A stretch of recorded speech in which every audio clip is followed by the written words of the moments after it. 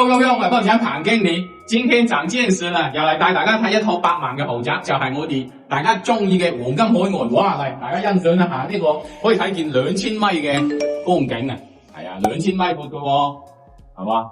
無論係光景同埋山景都係盡收眼底嘅。我哋而家睇緊嘅呢係123方嘅呢一個黃金湖型，就我哋一齊嚟呢個客廳睇一睇。我哋而家睇緊嘅呢係廣闊嘅山坡，咁啊客廳同埋山景呢係雖然擺齊嘅。當然我哋做到同情家園啦，呢個好啦。咁我哋同樣係雙陽台呢個設計，我哋喺入門一入到嚟呢邊，我哋嘅左手邊就係我哋嘅廚房同埋餐廳啦。咁廚房同餐廳之餘呢，一室多邊格，大家就見到啦。呢度有一個生活陽台嘅，係嘛？生活陽台呢邊都可以見到光景喎，龍山都有光景睇嘅，真係好寫意嘅呢一套房啊！龍山睇見光景嘅，係嘛？嗱呢邊我哋仲見到湖景嘅，係嘛？光景同湖景咧就相益得彰。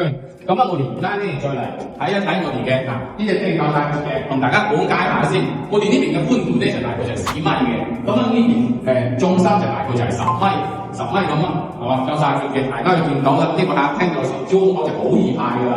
咁我而家睇緊我哋嘅房間，咁呢邊咧就係我哋嘅工位嚟嘅，工位完全整成乾濕區分離都係好舒服嘅，夠晒闊嘅。